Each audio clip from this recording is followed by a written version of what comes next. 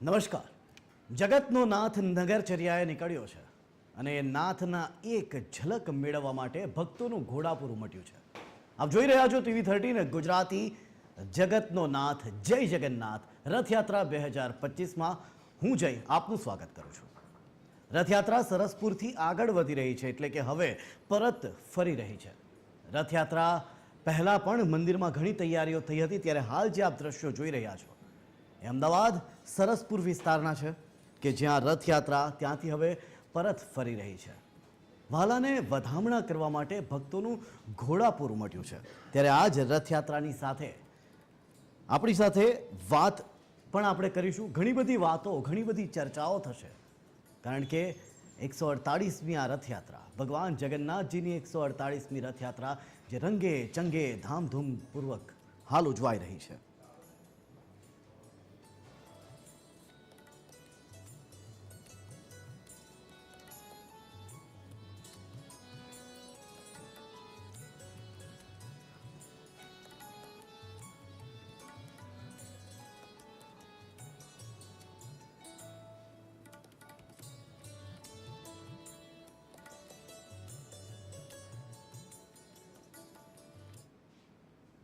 તો આ તરફ સુરતમાં વરાછા ઇસ્કોન મંદિર દ્વારા રથયાત્રાનું આયોજન કરાયું. વરાછા ઇસ્કોન મંદિરમાં પ્રભુની પૂજા અર્ચના કરવામાં આવી. મોટી સંખ્યામાં ભાવિક ભક્તો ઉમટી પડ્યા હતા. ભવ્યાતિ ભવ્ય રથયાત્રાનું આયોજન થયું, જેમાં લાખોની સંખ્યામાં લોકો ભગવાનના દર્શન કરવા માટે પહોંચ્યા છે. અનેક પ્રકારની ભગવાનની પ્રતિકૃતિ બનાવવામાં આવી છે. ભગવાન નગરચર્યાએ નીકળી લોકોને દર્શન આપી રહ્યા છે.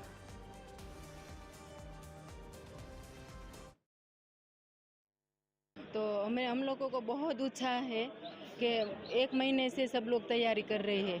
भगवान की ड्रेस की तैयारी, प्रसाद की तैयारी, वो पैकेज जो बेचते हैं ना रास्ते में प्रसाद का, उनकी तैयारी. हम लोग को बहुत उत्साह है. सब लोग बहुत भक्त जुड़े हुए हैं इस मंदिर में. इस्कॉन मातावाड़ी वरासा में बहुत लोग भक्त जुड़े हुए हैं. अब लास्ट में जो रास्ते में इतना प्रसाद स्टॉल लगा है, 10 स्टॉल लगा है, वो वहाँ पे भी इतना प्रसाद है कि 25,000 लोगों को वहाँ पे प्रसाद ले रहे हैं. દ્વારા 2025નો આ ત્રીજો રથયાત્રા ભવ્ય મહામહોત્સવ છે. અહીંયા ભક્તો દ્વારા સુંદર રીતે આયોજન કરવામાં આવ્યું છે, જેમાં રૂટ રહેશે મિની બજારથી સરથાણા, જગાતનાકા, દીપકમલ મોલમાં વિરામ લેશે, જેમાં 1 લાખથી વધારે લોકો આ રથયાત્રાના દર્શન કરશે. 15થી વધારે તમને ટ્રેક્ટરોમાં, અલગ અલગ વાહનોમાં ભગવાનની લીલાસ્થલીઓની ઝાંખી છે, અને જ્યાં વિરામ લેશે ત્યાં 25,000થી વધારે લોકોને પ્રસાદ ભગવાન જગન્નાથજીનો મળશે. અને રસ્તામાં પણ અનેક પ્રકારના સ્ટોલ દ્વારા તમને અલગ અલગ પ્રસાદ મળશે. અને આ રથયાત્રા વિશેષ છે કે જે લોકો મંદિરે આવતા નથી, સત્સંગમાં આવતા નથી, એવા લોકોને ભગવાન દર્શન દેવા માટે વર્ષે 1 વાર મંદિરની બહાર નીકળી રથયાત્રાના બહાને બહાર નીકળે છે. ભગવાન જગન્નાથજી પોતાના દર્શન આપે છે, રથને ખેંચાવે છે, પ્રસાદ અર્પણ કરે છે. કીર્તન દ્વારા કોઈ પણ રીતે કોઈ પણ મનુષ્ય જ્યારે એના સંપર્કમાં આવે છે, આ રીતે પ્રચાર કરીને પણ તો એ મનુષ્યનો નિશ્ચિત ઉદ્ધાર થાય છે અને ભગવાન જગન્નાથજીની કૃપાનો પાત્ર બને છે. તો યાત્રાધામ અંબાજીમાં પણ ભગવાન જગન્નાથજીની રથયાત્રાનો ઉત્સવ ઉજવાઈ રહ્યો છે. જય જગન્નાથના જય ઘોષ સાથે રથયાત્રા નીકળી છે, જેથી જાણે વર્ષો બાદ ફરી ભગવાન જગન્નાથજી, બહેન સુભદ્રા અને ભાઈ બલરામ અંબાજીની નગરચર્યાએ નીકળ્યા હોય એવા દ્રશ્યો પ્રતીત થઈ રહ્યા હતા. રાધાકૃષ્ણ મંદિરથી આ રથયાત્રા હળવા વરસાદી ઝાપટા સાથે ભગવાન જગન્નાથજીની આરતી કર્યા બાદ શરૂ થઈ. રથયાત્રા નગરયાત્રા માટે હવે નીકળી છે. દર વર્ષની જેમ આ વર્ષે પણ ધાર્મિક ઉત્સવ સેવા સમિતિ ટ્રસ્ટ દ્વારા 31મી યાત્રાનું ભવ્ય આયોજન કરવામાં આવ્યું છે. ભવ્ય શોભાયાત્રા નીકળી છે. હજારોની સંખ્યામાં ભક્તો જોડાયા છે. રાધે કૃષ્ણ મંદિરથી શોભાયાત્રા નીકળીને અને ગ્રામ પંચાયતની સામે ત્યાં મામેરું ગોઠવવામાં આવ્યું છે. ત્યાં ભક્તો માટે ચા પાણી અને નાસ્તાનો પ્રોગ્રામ પણ રાખવામાં આવ્યો છે. ત્યાંથી પાછી શરૂઆત થઈને નગરમાં ફરીને અને રાધે કૃષ્ણ મંદિરે પરત આવશે. અને ભક્તો આપણે કૃષ્ણ જય રણછોડ માખણચોડના નાદથી અંબાજી ગામ ગુંજી રહ્યું છે. તો ભાવનગર મહુવામાં પણ આજે અષાઢી બીજના પાવન અવસર પર ભગવાન જગન્નાથજીની રથયાત્રા યોજવામાં આવી. મહુવામાં ભગવાન જગન્નાથ નિજ મંદિરમાં વિધિવત પૂજા અર્ચના કરી નગર યાત્રા નીકળી હતી. અનેક શહેરીજનો આ યાત્રામાં જોડાયા છે. ધૂન, કીર્તન, ઢોલ નગારા તેમજ સંગીતના સથવારે જય રણછોડ માખણ ચોરના નાદ અને રાસ ગરબાના અવનવા આકર્ષણ સાથે ભગવાન નગરની યાત્રા પર નીકળ્યા છે.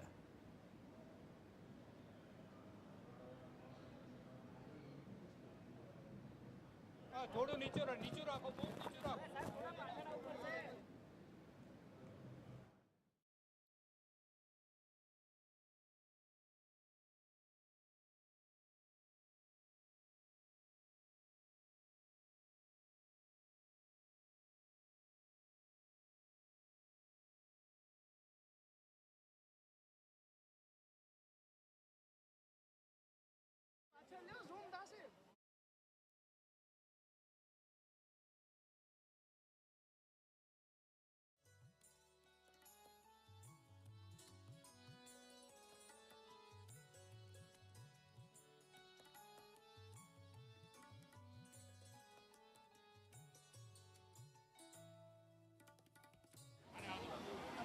અમદાવાદ શહેરની ચારેય દિશાઓમાં જય રણછોડના નારા ગુંજી રહ્યા છે. રાજ્યભરમાં તમામ જિલ્લાઓમાં ખૂબ મોટા પાયે ભગવાન જગન્નાથજીની રથયાત્રાનું પ્રયાણ થઈ ચૂકેલ છે. અમદાવાદમાં આજે વહેલી સવારથી મંગલા આરતી માટે કેન્દ્રીય ગૃહમંત્રી આદરણીય શ્રી અમિતભાઈ શાહ સાહેબ, મુખ્યમંત્રી શ્રી ભૂપેન્દ્રભાઈ પટેલ સાહેબ અને વહેલી સવારથી આ યાત્રા સમયસર 16 કિલોમીટરની આ યાત્રા ભગવાન જગન્નાથજી આજે શહેરીજનોને દર્શન આપવા માટે જ્યારે બહાર નીકળ્યા છે ત્યારે લાખોની જનસંખ્યા મહાપ્રભુ જગન્નાથજીના દર્શન માટે શહેરના ચારેય દિશાઓમાં ગોઠવાયેલું. આપ જોઈ શકો છો કે અમે સૌ હમણાં અહીંયા તંબુ ચોકી પાસે સૌ ટ્રક અને સૌ મંડળોને મળી રહ્યા છે અને આ રથયાત્રા એ વહેલી સવારથી નીકળી છે અને હમણાં બી બધી જ જગ્યા પર સમયસર રીતે પસાર થઈ રહી છે. સૌ લોકો સારી રીતે દર્શન કરી શકે એ પ્રકારની વ્યવસ્થાઓ તંત્ર દ્વારા કરવામાં આવી છે. કુલ મળીને 23,800થી વધારે પોલીસ અને બીજી બધી ફોર્સોની વ્યવસ્થાઓ ગોઠવવામાં આવી છે. આ વર્ષે આપ સૌ લોકો જાણો છો કે સોશિયલ પોલીસિંગ જોડે એઆઈ ટેકનોલોજીનો મહત્તમ ઉપયોગ કરવામાં આવ્યો છે. ગયા વર્ષે 65થી વધુ બાળકોને એમના પરિવાર જોડે જે વિખૂટા પડેલા હતા એમને મલાવવાનું કામ પોલીસ દ્વારા કરવામાં આવ્યું હતું. આજે મેં કંટ્રોલ રૂમમાં જોયું કે હજારો બાળકો પર સીધા 3500થી વધારે કેમેરાઓની ડાયરેક્ટ નજર છે અને એઆઈ ટેકનોલોજીના માધ્યમથી એ બાળકોની દરેક મૂવમેન્ટ એ કેમેરાની અંદર કેદ કરવામાં આવે છે. આ ટેકનોલોજી એ આ પ્રકારના કોઈ બી બાળક જો આ ભીડની અંદર પોતાના પરિવારથી જો છૂટા પડ્યા હોય તેને શોધવામાં ખૂબ જ ઉપયોગી સાબિત થઈ રહી છે. આ રથયાત્રા સૌ ભાવિ ભક્તો સારી રીતે ભગવાન જગન્નાથજીના દર્શન કરી શકે તે માટે વ્યવસ્થાઓ માટે રાજ્યના બધા વહીવટીતંત્ર, રાજ્ય પોલીસ, અમદાવાદ શહેર પોલીસ, સૌ ફોર્સિસ અને આપ જોઈ શકો છો ભારતીય જનતા પાર્ટીના સૌ કાર્યકર્તા, સૌ સામાજિક કાર્યકર્તાઓ રાત દિવસ એક કરીને જે કાર્ય કર્યું છે તે બદલ હું એમનો આભાર માનું છું.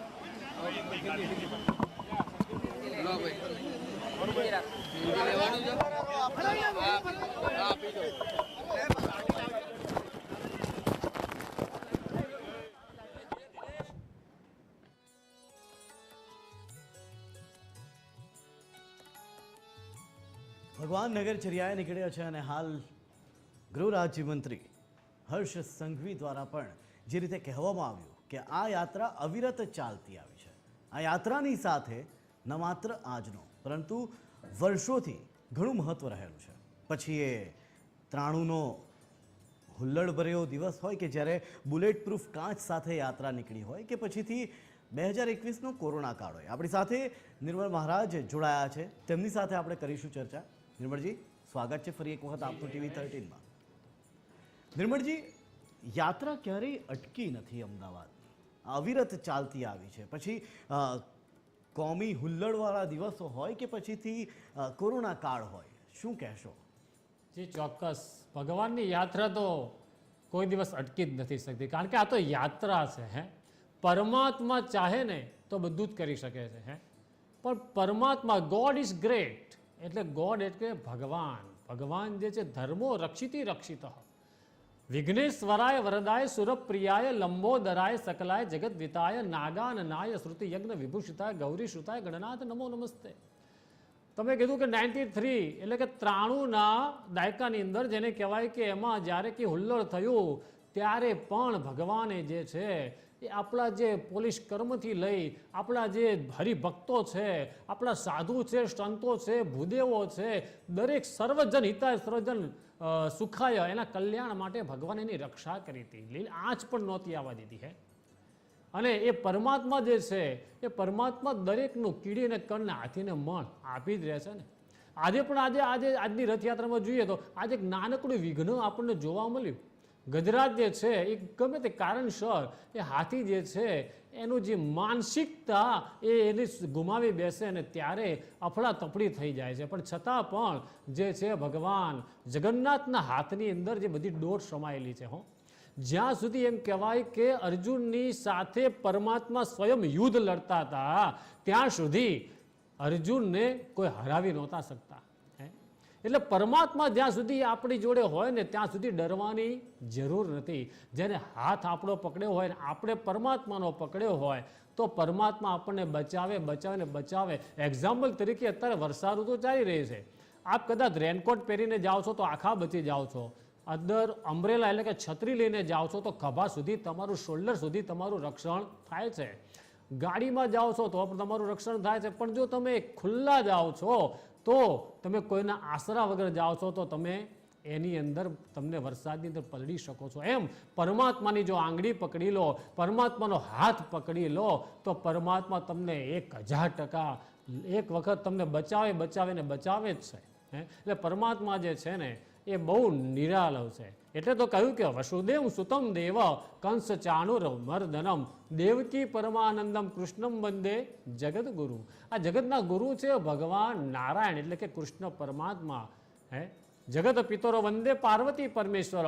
જગતના પિતા શિવ છે ને મા ભગવતી પાર્વતી એ માતા છે. અને કૃષ્ણમ વંદે જગદગુરુ એટલે જગતના ગુરુ હોય તો તેને અહીંયા આગળ જોઈએ કે રાજા હોય, રંક હોય, એને કોઈ મનભેદ નથી.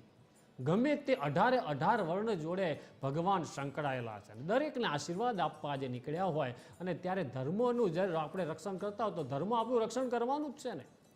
તો આ રીતે આજના દિવસે અહીંયા આગળ આ જગન્નાથની જ્યારે યાત્રા નીકળી છે એની અંદર દરેક ભાવિક ભક્તોનું ઘોડાપૂર જે છે, સાથે સાથે રાજદ્વારી એ લોકો જે રાજ્ય કક્ષાના પણ અહીંયા આગળ આપણી જોડે જોડાયેલા છે. ત્યાર પછી પોલીસ કર્મીઓ પણ છે, પ્રોટેક્શન આપણને છે. ત્યાર પછી સોશિયલ મીડિયા દ્વારા તેમજ કોઈ પણ આપણે જેને ફોટોગ્રાફીસ અને કેટલા બધા લોકો અત્યારે આપ જોઈ રહ્યા છો ડિજિટલ જમાનો ચાલી રહ્યો છે. તો નાના બાળકો પણ અહીંયા કદાચ જો ખોવાતા હોય તો જલ્દીથી એને મળી જાય માતા પિતાને એટલી પણ સુવિધા સાથે આ યાત્રા નીકળી રહી છે. એટલે પરમાત્મા જે છે ને એ દરેકને અહીંયા આગળ જેમ કહેવાય કે દરેકની મનોકામના તો પૂર્ણ કરે જ છે, સાથે સાથે જગતનું પાલન કરતા પણ છે અને જગતનું લાલન પાલન પોષણ બધું જ કરનારા પરમાત્મા છે. તો કર્મણ્ય વાદી કારસ્તુ મહાફલેશુ કદાચન જૈસી કરની વૈસી ભરની. પરમાત્મા કહે છે કે હા, જો કદાચ તમે કર્મની અંદર કદાચ જો એ દાગ લાગી ગયો તો એ તમારે ભોગવવું તો નિશ્ચિત છે. આ રીતે જગન્નાથ ભગવાન, કારણ કે ભગવાને પોતે પણ આની અંદર મનુષ્ય જ્યારે અવતાર લીધો ત્યારે ભગવાન પોતે પણ એ બધી દુઃખ એમને વેઠવા પડ્યા છે. જી, અને કદાચ એટલા માટે જ કે જે ભગવાન અત્યાર સુધી આપણી રક્ષા કરતા આવ્યા એ ભગવાનને ઇતિહાસમાં પહેલી વખત એવું બન્યું છે કે અમદાવાદ ખાતે જ્યારે યાત્રા નીકળી એના પહેલાં ગાર્ડ ઓફ ઓનર પણ આપવામાં આવ્યો છે. જી, ભગવાનને અહીંયા આગળ જેને કહેવામાં આવે કે રથયાત્રા નીકળે છે ત્યારે નીકળતા પહેલાં એક તો એની પહેલાં પૂજા અર્ચના થાય છે. ભગવાનને તમે જુઓ તો ત્યાં આગળ આરતી આપણા માનનીય શ્રી કેન્દ્રીય ગૃહમંત્રી શ્રી અમિતભાઈ શાહ સવારમાં જ મંગલા આરતી કરી, ત્યાર પછી આપણે તેને ભગવાન પહિંદ વિધિ કરવા માટે આપણા માનનીય મુખ્યમંત્રી શ્રી ગુજરાત રાજ્યના ભૂપેન્દ્રભાઈ પટેલ દ્વારા તેની પહિંદ વિધિ કરવામાં પણ આવી અને તે બ્રાહ્મણો દ્વારા મંત્રોચ્ચાર કરવામાં આવ્યા. સ્વસ્તિના ઇન્દ્રો વૃદ્ધસ્રવાહા, આવા અલગ અલગ મંત્ર કર્યા. દ્યોહ શાંતિ, શાંતિ સૂક્તના મંત્રો બોલ્યા છે. ભદ્રમ કર્ણેઃ ભીષ્ણુયામ દેવા, ભદ્ર એટલે દરેકનું કલ્યાણ થાવ. આ રીતે ભગવાન જે છે ને સર્વજન હિતાય સર્વજન સુખાય, લોકોના જગતના કલ્યાણ માટે અહીંયા આગળ આપણને આશીર્વાદ આપવા નીકળે છે. ભગવાનને એમ થાય છે કે લોકો રોજ મને મળવા આવે તો લાવો ને આજે હું મળવા જાઉં. તો ભગવાન જે છે કે સબરીના એઠા બોર, જ્યારે સબરી બાલ્યાવસ્થાથી લઈ અને યુવાવસ્થા આવી, વૃદ્ધાવસ્થા આવી, ત્યાં સુધી સબરી જે છે ભગવાનની રાહ જોતા હતા. કોની? રામચંદ્ર પરમાત્માની, કે આજે મારા રામ આવે, આજે મારા રામ આવે. એક વખતની વાત છે કે જ્યારે અયોધ્યાની અંદર રામચંદ્ર ભગવાનને જ્યારે રાજગાદી મળવાની હતી, ન જાણ્યું જાનકી નાથે સવારે શું થવાનું છે. મળવાની હતી રાજગાદીને, મળી ગયો 14 વર્ષનો વનવાસ. ત્યારે જ્યારે 14 વર્ષનો વનવાસ જ્યારે જાય છે રામચંદ્ર ભગવાન, અને ત્યારે એ સબરી નામની જે એક ઝૂંપડીની અંદર જે પોતે ત્યાં પોતાનું જીવન વ્યતીત કરી રહ્યા હતા, ફરતા ફરતા ફરતા રામ અને લક્ષ્મણ મા ભગવતી જાનકીજી ત્યાં જાય અને ત્યારે સબરી એઠા બોર જે છે એ ભગવાન માટે રાખ્યા હોય છે અને ત્યારે ભગવાનને પણ એ જોઈને હરખાઈ જાય છે. અને ત્યારે એ નવધા ભક્તિની અંદર જેને કહેવાય કે સબરીની ભક્તિ પણ અતૂટ બતાવવામાં આવી છે. તો અહીંયા આગળ સબરીના એઠા બોર ભગવાને પોતે ભોજન કર્યું છે. તો એ ભગવાન પરમાત્મા છે. ભગવાનને ગમે ત્યાં એવું નથી કે પરમાત્માને ગમે તે રીતે તમે સ્વરૂપે આપણને મળી જાય છે, પણ ભગવાનની અંદર શ્રદ્ધા અને વિશ્વાસ હોવો જોઈએ આપણને. તો ભગવાન આપણને ચોક્કસ, નાના બાળક પ્રહલાદનું પણ કામ કર્યું છે ભગવાને. કેટલી બધી એની પર આપત્તિ આવી, કેટલી બધી વિપત્તિ આવી નાના બાળક ઉપર. એના પિતાશ્રી ન કરવાના કૃત્ય તે પ્રહલાદ ઉપર કર્યા છે, છતાં પણ એ નારાયણ નારાયણ ઓમ નમો ભગવતે વાસુદેવાય, એટલે દ્વાદશ મંત્રની અંદર એટલી તાકાત છે કે ભગવાન આપણને બચાવે છે. અને ભગવાનને ભક્ત માટે થઈને ત્યાં આવવું પડે છે. તો આવા ઘણા બધા કામ ભગવાને કરેલા છે અને હજી પણ કરે જ છે. હજી પણ કરે છે. પરમાત્મા જે છે એ કાર્ય જે કરે ને એવું મનુષ્ય કરી શકતા જ નથી. એટલે તો કહેવું છે કે યા દેવી સર્વભૂતેષુ શક્તિ રૂપેણ સંસ્થિતા. એ કાલી છે, મહાલક્ષ્મી છે અને મહાસરસ્વતી પણ છે. એ જ પરમાત્મા છે. તમારી પાસેથી એ પણ જાણવાનો પ્રયત્ન કરીશું કે આજના દિવસનું મહાત્મ્ય તો છે જ, પણ શાસ્ત્રોક્ત દિવસો પ્રમાણે પણ આજના દિવસનું કયા પ્રકારનું મહત્વ રહેલું છે? જી ચોક્કસ. આજનું મહત્વ જેને કહેવાય કે અષાઢ સુદ બીજ એટલે કે દ્વિતીયા, આજના દિવસે જેમ કહેવાય કે જગન્નાથ ભગવાનની રથયાત્રાનું મહાત્મય શું છે. તો આ મહાત્મયની જોડે સાથે સાથે એક કથા એવી પણ જે છે કે ભાગવતની કથાનો એક પ્રસંગ જોડાયેલો છે. ભાગવતની કથાનો પ્રસંગ એ છે કે જ્યારે યાદવોનો કુળનો નાશ થાય છે અને ત્યારે એક એમ કહેવાય કે ઋષિની મસ્કરી કરવામાં આવે છે અને ઋષિની મસ્કરી કરતાં કરતાં યાદવના કુળને શ્રાપ આપે છે કે તમારો કોઈ વંશ વધશે, વેલો હવે રહેશે નહીં. અને ત્યારે એમ કહેવાય કે ભગવાને એક વખતની વાત છે, જ્યારે રામયુગ હતો, ત્રેતાયુગની અંદર ભગવાન કૃષ્ણ પરમાત્માએ એમ કહેવાય કે વાલીને ઝાડની પાછળથી તેને સંતાઈને માર્યા હતા. અને હવે એ સમય આવી ગયો છે યાદવના કુળનો નાશ થવાનો અને પરમાત્મા પોતાનું જે છે સ્વરૂપ સંકેલી લેવાનો પણ સમય આવ્યો છે. અને જરા નામના પારધીએ ભગવાન ત્યાં આગળ જે ઝાડના વૃક્ષ નીચે જે આરામ કરતા હતા અને ત્યાં આગળ જઈ અને તે સમજ્યા કે મૃગ એટલે કે હરણ છે. ભગવાને પારધીએ તેને ત્યાં આગળ તીર માર્યું છે અને ભગવાનના પગમાં વાગ્યું. ભગવાનને વાગતા ત્યાં આગળ ખબર પડી કે આ તો નજીક આવ્યા છે જરા નામનો પારધી, ખબર પડી કે આ તો કૃષ્ણ પરમાત્મા છે, જગન્નાથ છે. ભગવાનની જોડે કાલાવાલા કરવા લાગે અને પરમાત્મા ત્રાહિમામ શરણાગતમ, મને માફ કરી દો. ભગવાને કીધું કે તમે જે પણ કંઈ કર્યું છે એ મારા પૂર્વજન્મના જે કંઈક આ મારા ફળ છે એના માટે તમે ગયા વખતે વાલી હતા અને મેં તમને વટવૃક્ષની પાછળથી તમને પ્રહાર કર્યો હતો અને તમારો સંહાર કર્યો હતો. માટે તમારે આ જન્મની અંદર હું તમારા હાથે અહીંયા આગળ હણાયો છું. માટે તમારો કોઈ વાંક છે નહીં. ને આમ જે પરમાત્માનું જે શરીર હતું ને પંચ મહાભૂતોની અંદર વિલીન થઈ જાય છે. પણ ભગવાન તો ભગવાન છે, મનુષ્યની માટે પંચ મહાભૂતો છે પરંતુ પરમાત્મા માટે નથી. એટલે એનું જે હૃદય હતું, એ હાર્ટ હતું ને, એ જે છે એ હાર્ટ ધબકતું રહ્યું અને હાર્ટ એટલે કે કાષ્ટની અંદર બાંધી અને પાંડવોએ તેને દરિયાની અંદર વહેતું કર્યું છે અને એ દરિયાનું જે ત્યાં આગળ કાષ્ટ એટલે કે લાકડું તણાતા તણાતા ઓરિસ્સાની અંદર પહોંચ્યું છે અને ત્યાં જગન્નાથપુરીની અંદર ત્યાં આગળ રાજા ઇન્દ્રધમને એક સપનું દેખાયું કે રાજન તારા ત્યાં આગળ હું આવું છું ને મારું નામ છે જગન્નાથ. કૃષ્ણ પરમાત્મા તેને સપનું દેખાડ્યું. રાજા ઇન્દ્રધમને ત્યાં આગળ કાષ્ટને લઈને આવ્યા. હૃદય જે છે એને ભગવાને પરમાત્માને ત્યાં આગળ સપનાની અંદર દર્શન થયું કે વિશ્વકર્મા જોડે તું આનું મારું આખું સ્વરૂપ બનાવજે અને વિશ્વકર્મા દ્વારા મારું આખું તેનું નિર્માણ થશે. આવી રીતે તેની પત્નીએ અને ઇન્દ્રધૂમ નામના રાજાએ બંને જણાએ આખું આ ભગવાનનું આખું આ જે કાષ્ટમાંથી એટલે કે લાકડામાંથી જ ભગવાનની આપણે જગન્નાથ ભગવાનની પ્રતિમા અને સાથે સાથે આપણા બલભદ્રજી અને સાથે સાથે જેને કહેવામાં આવે કે આપણી સુભદ્રા જે બેન છે એને આખી જે પ્રતિમા બનાવે છે. પણ એટલું વિશ્વકર્માએ તેની જોડે શરત કરી કે હું 20 દિવસ સુધી આ કામ કરું ત્યાં સુધી કોઈએ પણ આ મારા દરવાજા ખોલવાના નથી, રીતે જેમની જેમ હશે મૂર્તિ તેવી રીતે ત્યાં સ્થિર થઈ જશે. પણ એક દિવસની વાત છે, 10 દિવસ થયા, 12 દિવસ થયા, 15 દિવસ થયા, વિશ્વકર્માએ દરવાજો ખોલ્યો નથી અને પોતાની જે રાણી હતી એ રાણી જે છે એનાથી રહેવાયું નહીં અને રાજાને લઈને કબાટ ખોલી દીધા છે. બાયણું ખોલ્યું અને ત્યાં વિશ્વકર્મા અંતર ધ્યાન થઈ ગયા.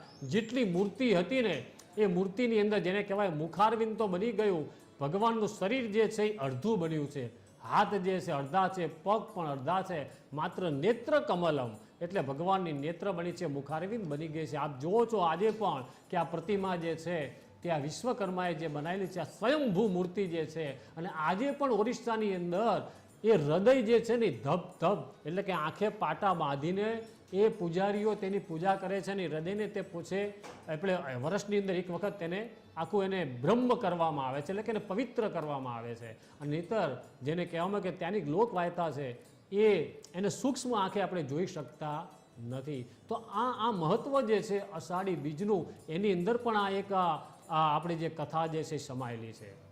જી જી, તો આ જ પ્રકારની રસપ્રદ વાતો અને રથયાત્રાની સાથે એ રથ કે જે હાલ દિલ્હી ચકલા સુધી પહોંચી ગયો છે, સરસપુરથી આગળ નીકળી ગયો છે અને હવે ભગવાન નિજ મંદિરમાં પરત આવવા તરફના રસ્તા ઉપર આગળ વધી રહ્યા છે.